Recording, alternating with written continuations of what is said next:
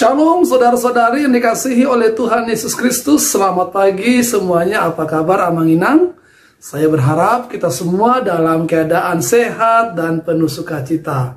Saudara-saudari, sebelum kita mengawali atau melanjutkan aktivitas kita sepanjang hari ini, hari Selasa tanggal 14 Juni 2022, marilah kita sejenak mendengarkan firman Tuhan sebagai renungan harian untuk hari ini. Kita mengawalinya dengan berdoa. Kasih karunia dan damai sejahtera yang dari Allah Bapa dan dari anaknya Tuhan Yesus menyertai saudara sekalian. Amin. Saudara-saudari, firman Tuhan hari ini tertulis di kitab Yesaya pasal 42 ayat 1, demikian dikatakan. Lihat, itu hambaku yang kupegang, orang pilihanku yang kepadanya aku berkenan. Aku telah menaruh rohku ke atasnya, supaya ia menyatakan hukum kepada bangsa-bangsa. Demikian firman Tuhan. Saudara-saudari yang dikasihi oleh Tuhan Yesus Kristus, tentu masih hangat bagi kita perayaan Pentakosta atau peristiwa memperingati kedatangan Roh Kudus atau pencurahan Roh Kudus bagi orang-orang percaya sebagaimana yang telah dijanjikan oleh Tuhan kepada murid-muridnya. Kita percaya bahwa setiap kita yang percaya di zaman ini juga sudah menerima roh dari Tuhan.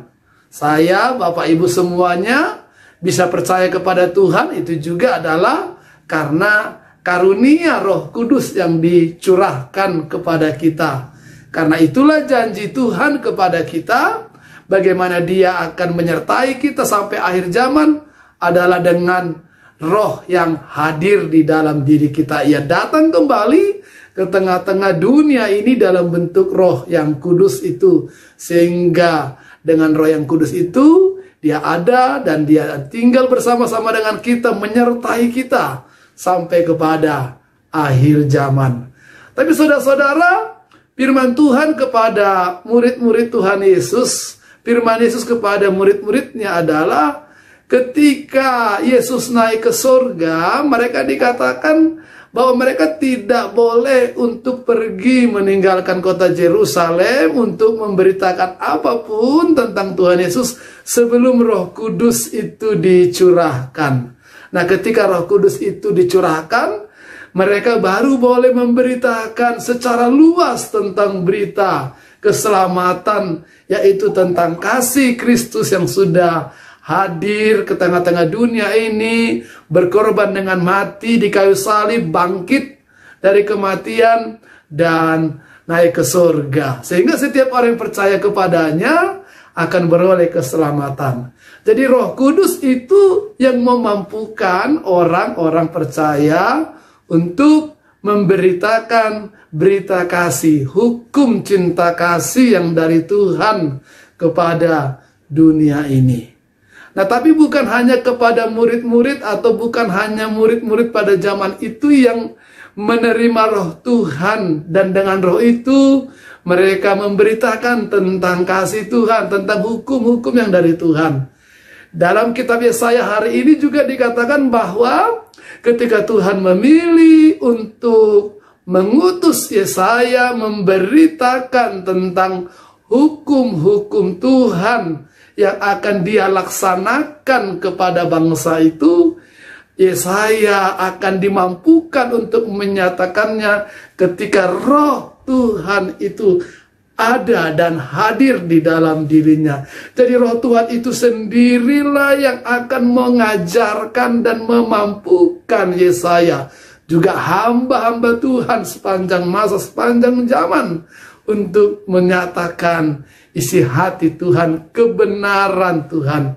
Adalah orang-orang yang dipilih oleh Tuhan untuk menerima Roh Kudus-Nya. Adalah orang-orang yang dipilih oleh Tuhan untuk memberitakan hukum-hukum kasih-Nya atas dunia ini. Kalau di zaman perjanjian lama, ada para nabi-nabi, ada hakim-hakim, ada tokoh-tokoh penting yang dianugerahi Tuhan dengan rohnya yang kudus.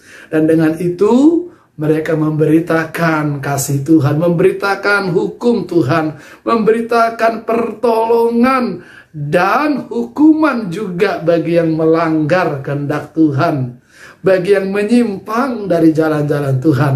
Di perjanjian baru Tuhan menganugerahkan Roh Kudus-Nya kepada Yohanes, bahkan kepada anaknya Yesus Kristus yang Dia curahkan ketika Tuhan Yesus dibaptis. Dan setelah itu Yesus menceritakan tentang kasih Bapa untuk dunia ini, tentang perintah Bapa untuk Dia genapi dalam menyelesaikan misinya menyelamatkan dunia ini.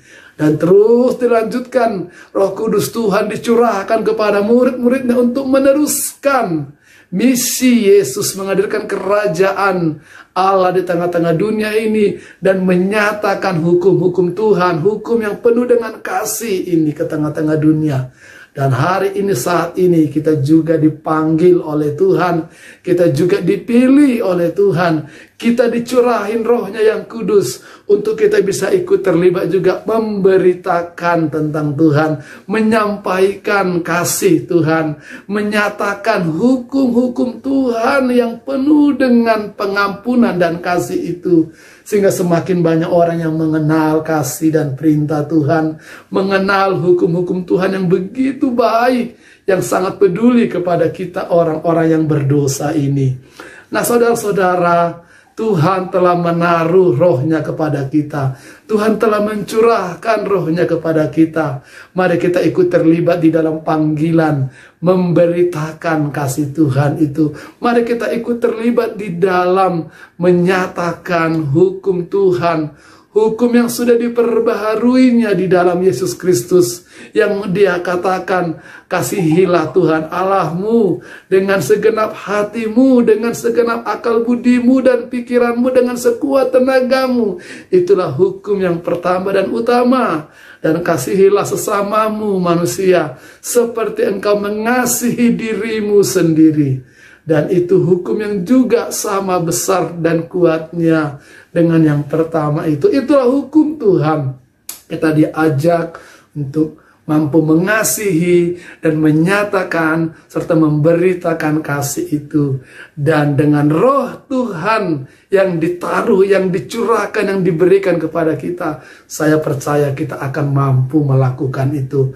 Mampu mengawali dengan melakukan kasih, menjadi orang yang pertama sekali mempraktekkan mengasihi sesamanya, mengasihi orang di sekitarnya, bahkan mengasihi orang yang memusuhi kita.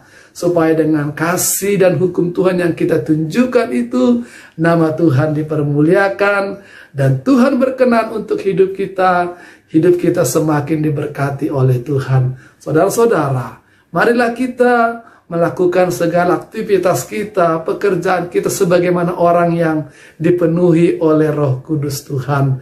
Dan biarlah melalui perkataan, melalui perbuatan, pekerjaan dan tindakan kita menyatakan hukum Tuhan yang penuh kasih itu untuk dunia ini. Sehingga banyak orang yang diselamatkan, banyak orang yang bisa melihat pertolongan Tuhan sedang hadir di tengah-tengah mereka melalui kehadiran kita. Selamat bekerja, selamat beraktivitas. Tuhan Yesus memberkati dan memampukan kita. Amin, kita berdoa. Terima kasih Tuhan untuk firman-Mu yang kembali menyatakan kepada kami akan Roh-Mu yang Engkau curahkan, yang Engkau anugerahkan kepada setiap kami, untuk kami boleh terpanggil memberitakan, menjadi saksi-Mu, menyatakan kasih dan hukum-hukum-Mu di tengah-tengah dunia ini. Sehingga semakin banyak orang yang mengenal Engkau dan memuji, memuliakan Engkau, serta mendapatkan keselamatan karena kasih dan hukum-Mu yang berpihak kepada kami, manusia yang berdosa ini. Dalam nama Tuhan Yesus kami berdoa dan mengucap syukur. Amin. Kasih karunia dari Tuhan kita Yesus Kristus, kasih setia daripada Allah Bapa, serta persekutuan Roh Kudus itulah yang menyertai memberkati saudara sekalian, sekarang sampai selama-lamanya. Amin. Selamat bekerja, selamat beraktivitas. Tuhan Yesus menyertai saudara sekalian. Horas.